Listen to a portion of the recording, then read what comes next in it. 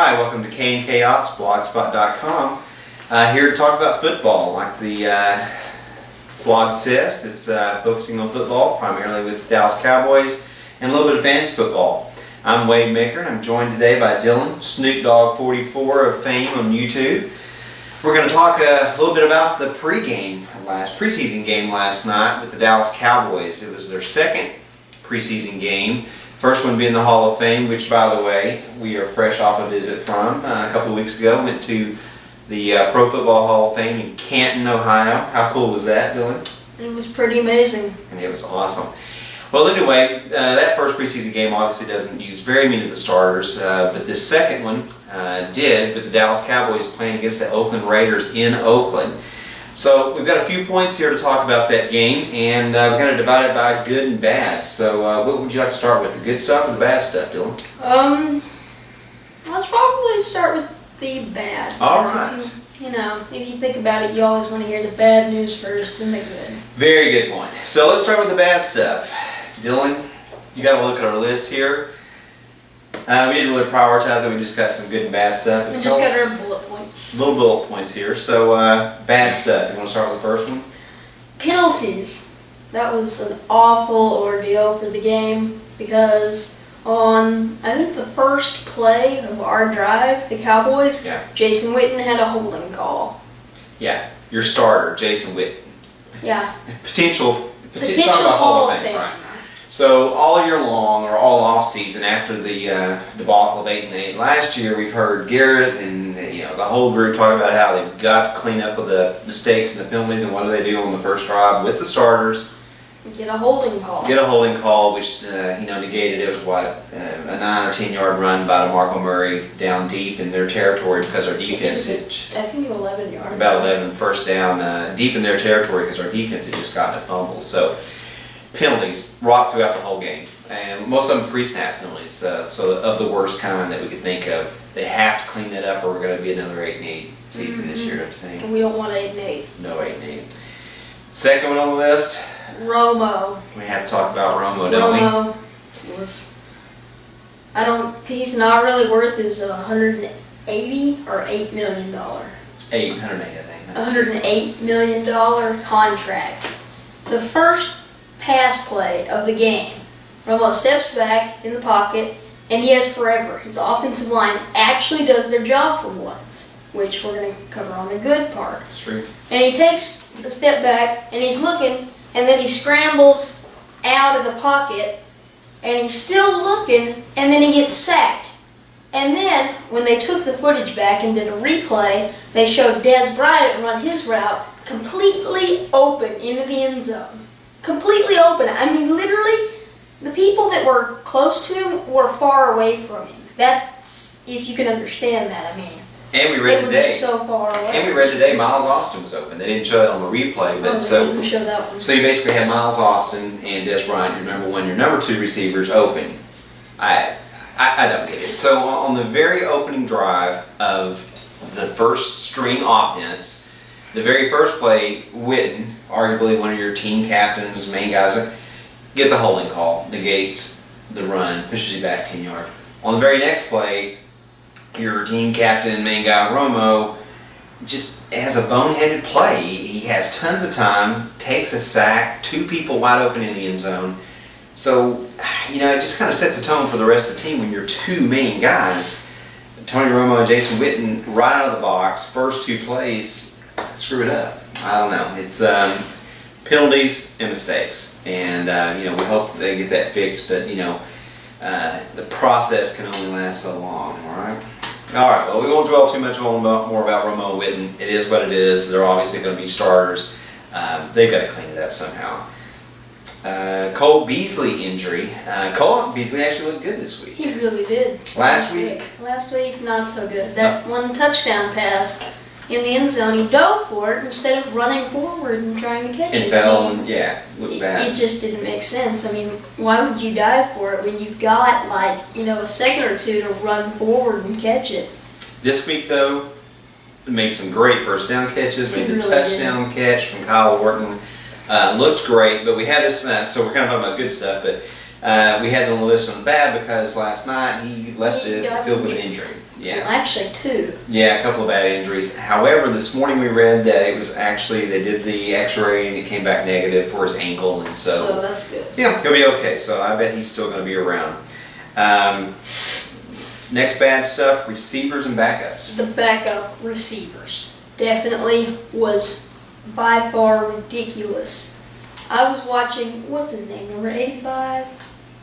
The Oh, Jerry Green? Oh, is that? Ogden? I'm Is not that his sure. name? I don't know. Can't remember. I don't know his name, but there was a catch that he had in his hands and he just dropped it. I mean, it was ridiculous. And then Green, He dropped that first down catch. he caught it and then he comes down and it just flies out. And that was the last play of the game. It was 4th down. He had to keep that catch to keep the drive alive, to give a chance to put us in field goal range to kick a field goal to win, which didn't happen. By the way, I didn't mention the Cowboys did lose 19-17. One of the bad things that we're about to talk about, as I'll fill that in, the reason why they won basically was because of special teams. Our special teams was not good. It was a horrible night for special teams. We'll start off with a blocked field goal, a 26-yard blocked field goal. So it's not like this was a long kick and so it had a short trajectory and it got kicked. I mean, a completely blown assignment on the line, on the offensive line to block, and someone came through. Luckily, Dan Bailey wasn't hurt because he really got pounded. Oh man, it looked very bad. We actually got really scared. We were like, man, if we lose Dan Bailey. You do not want to lose Dan Bailey. So one blocked field goal. Multiple penalties, again, going back to this team, just cannot get rid of the penalties. Multiple penalties on special teams. But then the worst of the whole thing, which actually was the go-ahead score to put Oakland Raiders ahead and then eventually going to win. Our defense had held them, done a great job, and B.W. Webb is very bad night for key B.W. in this game because he had one of the worst games very bad of his life. We'll get to his coverage on defense, but following with the special teams, he muffed a punt right after we had held them and we had the lead. Dropped the punt, muffed it right there on the 20, kind of rolled to the 10-yard line, so now Oakland gets the ball. Once again, our defense, one of the good points we'll talk about, steps up, holds them where they don't get a touchdown, but of course they get a field goal, and that puts them a couple of points ahead, and so which actually ended up being the end of the last score. Both teams scored. So special teams, block field goal, muff punt, multiple injuries, horrible night. But, like I said, part of that, as Dylan was bringing up, B.W. Webb. Tell us about his performance on defense. B.W. Webb's performance on defense was awful. He could not cover his receivers, or his man. He couldn't cover his zone. He couldn't tackle people. He couldn't catch people to tackle them. It was awful. Rough night. Very rough. For the 3rd round draft pick of the 2013 draft. Not a good night. So, really that kind of covers everything except, our typical things that we always complain about, which is, the Jerry Jones and the Jones family. But, that's kind of a constant. And Steven was up there. Steven was telling stories there during the halftime with Babe Laufenberg. We didn't see Jerry Jones Jr. though. No, you never see him. Spalding was not around. He's back there in his playpen playing with his little letter blocks. Asking for more waffles with extra strawberries, so that's constant though. But like Dylan said, we don't want to end this on a bad note, so we did the bad stuff first, which gets us to our good list. And to be honest with you, the good list is actually bigger than the bad list. So while the Cowboys lost this preseason game, as we know, preseason games don't mean that much from a win-loss standpoint. We're really evaluating But the it players. was still kind of, it was bad. upsetting to lose it. It was. But number one on the list for the good stuff, J.J. Wilcox. Dylan, give us the stats for J.J. here.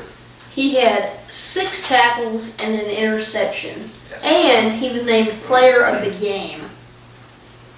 Awesome play. That interception, we watched it. It was phenomenal. It's like something you'd see Deion Sanders, primetime game. And it was in the end zone, He so it's read- thought they score.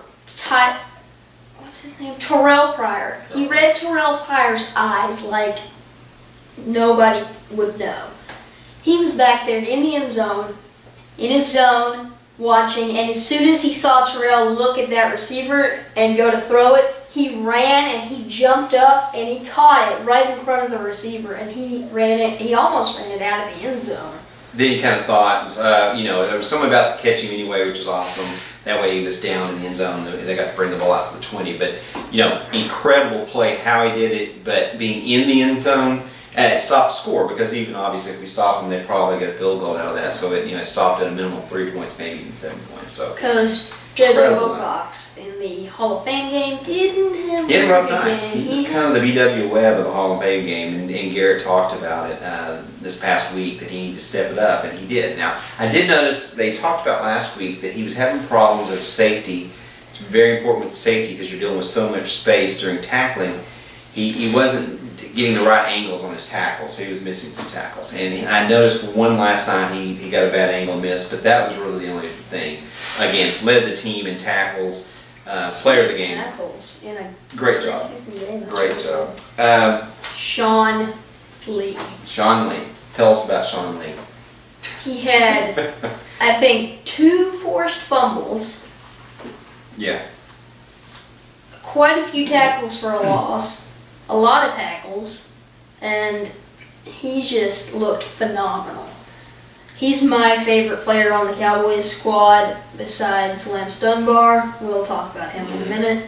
But he looked phenomenal. It was ridiculous. He 2nd round draft pick. He plays with a certain intensity that you don't see on many teams. He's the Ray Lewis of the Dallas Cowboys, right? I mean, this guy is, if he can stay healthy, he's arguably, the best middle linebacker in the NFL right now. I mean, this guy is. Well, now he is since Ray Lewis quit. Yeah, I mean, he's unbelievable. Had a great night.